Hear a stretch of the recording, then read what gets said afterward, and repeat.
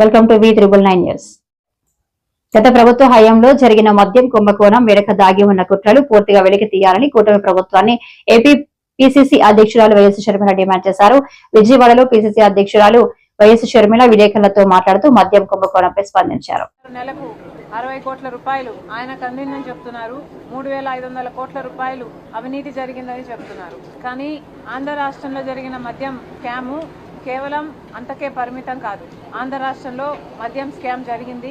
అది distilleries manufacturing దగ్గర నుంచి ఆఖరి కన్జ్యూమర్ సేల్స్ వరకు కూడా ఈ అవినీతి జరిగింది అన్నది చాలా స్పష్టంగా అర్థమవుతుంది. ఎందుకంటే అసలు ఎక్కడా లేని విధంగా, ప్రపంచంలో ఎక్కడా లేని విధంగా ఈ డిజిటల్ యుగంలో కూడా ఓన్లీ క్యాష్ పద్ధతుల్లో అమ్మకాలు జరిపింది కేవలం ఒక్క ఆంధ్ర రాష్ట్రంలో మాత్రమే అనుకుంటాం. ఇంత బ్లాక్ మనీ ఉండకూడదు, వైట్ మనీలోనే అన్ని ట్రాన్సాక్షన్స్ జరగాలి అని ఇంత ఎక్కువగా ప్రాపగేట్ చేస్తున్న ఈ యుగంలో కూడా డిజిటల్ పేమెంట్స్ వీల్లేదు, డెబిట్ కార్డులు, క్రెడిట్ కార్డులు, పేటిఎంలు లాంటివి వీల్లేదు, ఓన్లీ క్యాష్ పద్ధతుల్లోనే మద్యం అమ్ముతాము అని ఒక ప్రభుత్వమే దీన్ని ఎంకరేజ్ చేసింది అంటే ఇది ప్రపంచంలో ఎక్కడా జరగదు. కాబట్టి ఇది ఒక ఆర్థిక నేరం. ఇది అంతకంటే పెద్ద నేరం. 3500 కోట్ల రూపాయలు కమిషన్లు తీసుకున్నారు అని మీరు చెప్తున్నారు. కానీ అంతకంటే పెద్ద నేరం ఏమిటంటే ఓన్లీ క్యాష్ పద్ధతుల్లో మద్యం అమ్మకాలు జరిగాయి అంటే నాన్ డ్యూటీ పేడ్ లిక్కర్ కోసమే ఇదంతా జరిగింది. అంటే డ్యూటీని ఎగ్గొట్టడానికి నాన్ డ్యూటీ పేడ్ లిక్కర్ని ప్రోత్సహిస్తేనే వాళ్ళకు ముడుపులు వస్తాయి. కాబట్టి క్యాష్ పద్ధతుల్లో ట్రాన్సాక్షన్స్ జరగాలి అన్న మాట చాలా స్పష్టంగా కనిపిస్తుంది. కాబట్టి ఎంక్వైరీ జరగాలి అంటే దాని మీద జరగాలి. On the floor of the house ముఖ్యమంత్రి చంద్రబాబు గారే వైసీపీ 5 సంవత్సరాలలో దాదాపు 1,00,000 కోట్లు మద్యం ఇలా నాన్ డ్యూటీ పేడ్ లిక్కర్ విధానంలో అమ్మడం జరిగింది. కేవలం 614 కోట్ల రూపాయలు మాత్రమే డిజిటల్ పేమెంట్స్ రూపంలో చేశారు. మిగతాది అంతా అన్అకౌంటెడ్ ఫార్ అంటే బ్లాక్ లో, క్యాష్ లో జరిగింది. దాని గురించి తేల్చాల్సిన అవసరం ఎంతైనా ఉంది. ఎందుకంటే కేవలం చంద్రబాబు గారి ప్రకారం అయితే కేవలం 0.62% అంటే 1% కంటే కూడా తక్కువ ఇలా డిజిటల్ పేమెంట్స్ లో రూపంలో ప్రభుత్వానికి తెలిసి జరిగింది. మిగతాది అంతా అన్అఫీషియల్ గా జరిగింది అంటే అది అంతకంటే పెద్ద నేరం. అంతేకాదు 5 సంవత్సరాలలో వైసీపీ అధికారంలో ఉంది. ట్రస్టెడ్ లిక్కర్ బ్రాండ్స్ కి ఏవి కూడా అసలు వాటికి అనుమతులు లేకుండా కొత్తవి, చీప్వి, లో క్వాలిటీ ఉన్నవి లేదా హార్మ్ఫుల్ గా ఉన్నవి ఈ బ్రాండ్లని ఎందుకు ప్రోత్సహించారు?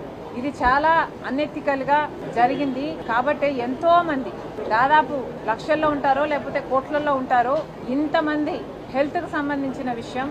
ఆ 5 సంవత్సరాలలోనే దాదాపు 30 లక్షల మందికి కిడ్నీ, లివర్ ప్రాబ్లమ్స్ వచ్చాయన్నారు. 30,000 మంది ఈ హార్మ్ఫుల్ లిక్కర్ వల్ల చనిపోయారన్నారు.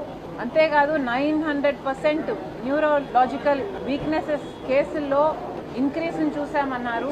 ఇలాంటి 1 కాదు 2 కాదు ఎన్నో రకాలుగా ట్రస్టెడ్ లిక్కర్ బ్రాండ్స్ ని అనుమతించకపోగా చీప్ లిక్కర్ ని, లో గ్రేడ్ లిక్కర్ ని, హార్మ్ఫుల్ లిక్కర్ ని మాత్రమే సరఫరా చేయడంతో లక్షల్లో, కోట్లలో ఇది ఎఫెక్ట్ అయింది.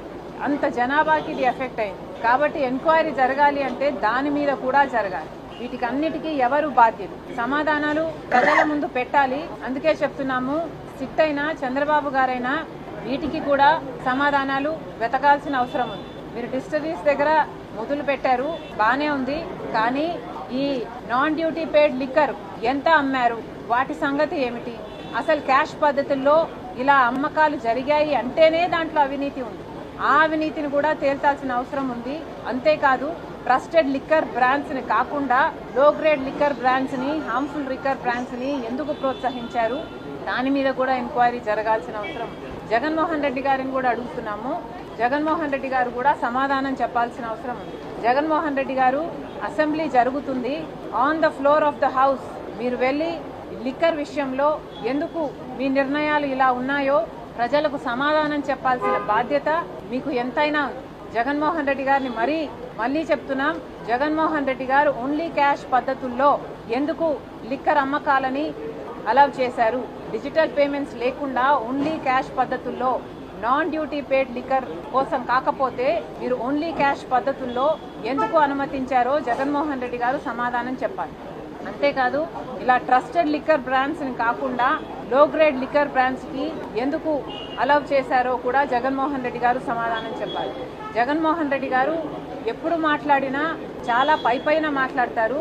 తనకు ఎక్కడ కన్వీనియంట్గా ఉంటే అక్కడ, ఏది కన్వీనియంట్గా ఉంటే అది మాత్రమే చెప్తున్నారు. కానీ జగన్మోహన్ రెడ్డి గారు మీ నుంచి ప్రజలు సూటిగా సమాధానాలు ఎక్స్పెక్ట్ చేస్తున్నారు. కానీ మీరు ఎప్పుడూ దానిల గురించి మాట్లాడు. ఏ విషయంలోనైనా ఋషికొండను ఎందుకు గొరిగారు, వందల సంవత్సరాల నుంచి బంగారం లాంటి కొండను ఎందుకు గొరిగారు అంటే ఇప్పటి వరకు దాని మీద సమాధానం లేదు. రాజశేఖర రెడ్డి గారి జలయజ్ఞంలో ప్రాజెక్టులు మీరు 6 నెలల్లో పూర్తి చేస్తామని చెప్పారు. ఎందుకు పూర్తి చేయలేదు అంటే దాని గురించి ఎప్పుడు సమాధానం చెప్పరు. ఏ విషయమైనా సూటిగా సమాధానం చెప్పరు. అసలు వివేకానంద రెడ్డి గారి హత్య కేసులో అంత రక్తపు మడుగులు, అంత నరికి అక్కడ ఓ మనిషి పడుంటే సాక్షి దాన్ని హార్ట్ అటాక్ గా ఎందుకు చెప్పిందో ఇప్పటి వరకు జగన్మోహన్ రెడ్డి గారు సమాధానం చెప్పరు. అలా సమాధానం చెప్పాల్సిన పాయింట్ను అవాయిడ్ చేసి చుట్టూతా మాట్లాడడం జగన్మోహన్ రెడ్డి గారికి అలవాటు. ఇప్పుడు మళ్ళీ చెప్తున్నా,